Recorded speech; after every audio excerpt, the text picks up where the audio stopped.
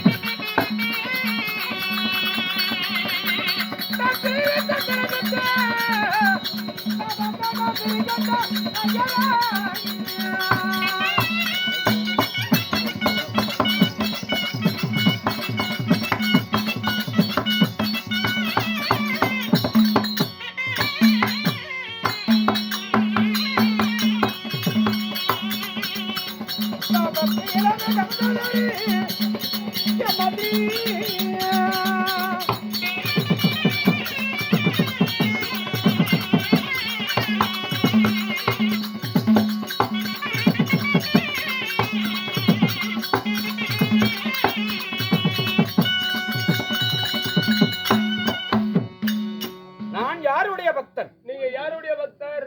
ஆக்கல் காத்தல் அழித்தல் அப்படி சொல்லப்பட்ட தேவரில் ஒருவராகிய படி அளக்கக்கூடிய யானை முதல் எறும்பு கடை 84 லட்ச ஜீவங்களை யானை முதல் எறும்பு வரை 84 லட்ச ஜீவபேதங்களை படி அளக்கக்கூடிய அந்த ஆதிசிவன் கைலாசநாதன் திருநீலகண்டன் சாமராணி மேனியன் பரமேஸ்வரன் மாதேஸ்வரன் சித்தேஸ்வரன் மாதையன் இப்படி சொல்லக்கூடிய அந்த ஆதிசிவன் சிவனுடைய பக்தன் நான். சிவனுடைய பக்தர் நீங்க. எப்படி? சிவனுடைய பக்தர் நீங்க. நான் காலையிலும் மாலையிலும் குளித்து நீராடி நான் யாரை தேடி நான் பூசை செய்து வருவேன். யாரை தேடி? அந்த கைலாசநாதனை தேடி நான் பூசை செய்வது என் வேலை. ஓ, அந்த சிவபெருமானை நோக்கி காலை மாலை தவறாம 2 வேளையும் பூஜை செய்வது உங்களுடைய வேலை. சரிங்க. அப்படி என் பெயர் சிவனுடைய பக்தனா விளங்கி வரக்கூடிய என் பெயரோ மிருகண்டையர்.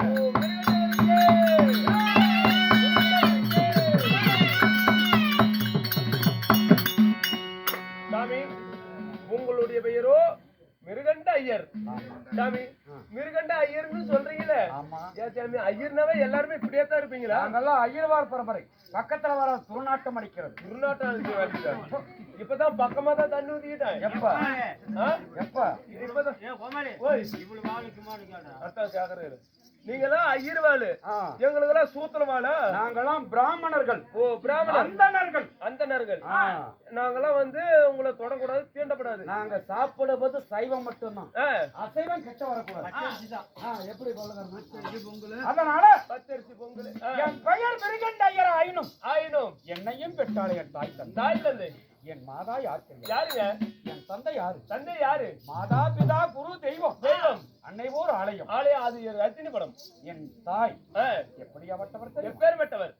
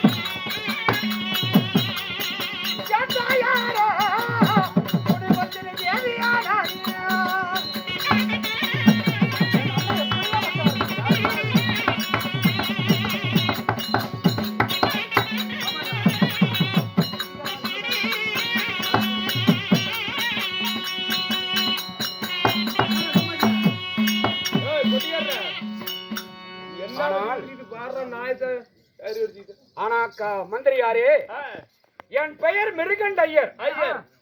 என் தாய் முனிபத்தினி என்று சொல்வார். யாருங்க? முனிபத்தினி. முனிபத்தினி. ஓ, முனிபத்தினி. கற்புக்கு அரசி. கற்புக்கு அரசி. சித்தமி. ஓ, உத்தமி சித்தமி. பதிவிரதா. பதிவிரதா. அப்படியாப்பட்ட என் தாயாகப்பட்டவள் முனிபத்தினி என்று சொல்வார். முனிபத்தினி தாய். தந்தையார் யாருங்க? தாய் ஒன்று இருந்தால் தந்தை ஒன்று வேண்டுமல்லவா? தந்தை ஒன்று வேண்டுமல்ல. என் தந்தையின் பெயர் உச்சி கோத்திர மகாமுனிவர். என்ன குச்சி கோத்திரமா? உச்சி கோத்திர மகாமுனிவர். ஓ, உச்சி கோத்திர மகாமுனிவர். அப்படி இருந்தாலும் என்னுடைய கோத்திரம் என்ன கோத்திரம்? என்ன கோத்திரம்? என்ன கோத்திரம் சொல்லு. என்ன கோத்திரமா இருக்கும் சொல்லல. நீ சொன்னாதான் எனக்கு தெரியும். நான் சொன்னாதான் உனக்கு தெரியும். நீ சொல்லு என்ன கோத்திரம்? என்னுடைய கோத்திரம் சிந்து நதி கோத்திரம். ஓ, சிந்து நதி கோத்திரம். அதனால எனக்கு திருமணம் நடந்ததா? திருமணம் ஆகிவிட்டதா இல்லையா? என் மாலையிட்ட மங்கை என் தேவையாகப்பட்டபடியா என் நாடு முனிவரா ஐயரா இருக்கிறீங்க. உங்களுக்கு திருமணம் ஆகிருச்சா? ஆவாதா? அப்படியா? யாருங்க உங்க மனைவி? என் மாலையிட்ட மங்கை. மங்கை என் தேவி யார் தெரியுமா? யாரு?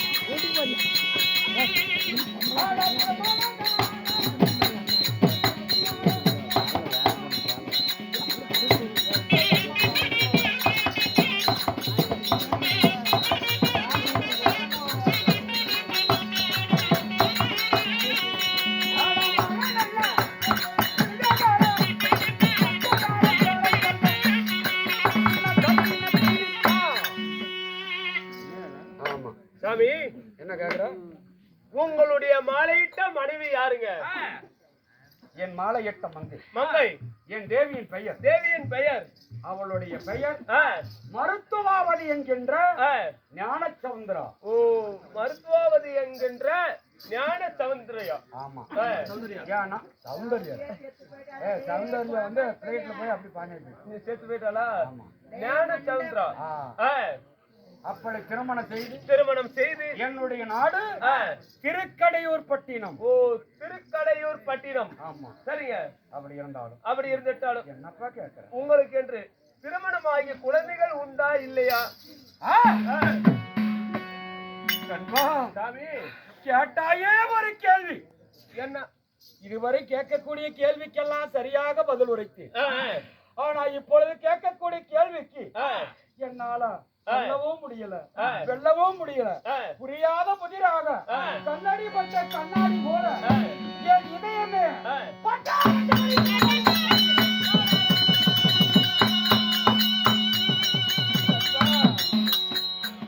நாடிருந்து நகரம் இருந்து சொத்திருந்து சுகம் இருந்து எனக்கு ஒரே ஒரு குறைய ஆண்டவன் கொடுத்து விட்டாரா அத்தா.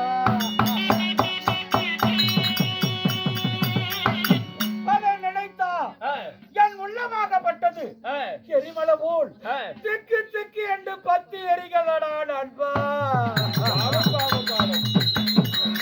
நான் என்ன சொல்வேன், ஏது சொல்வேன், எனக்கு வந்த விதிமோசம். என்ன சாமி? அந்த படைக்கப்பட்ட பிரம்மன் எனக்கு ஏன் கெதி கொடுத்தான்?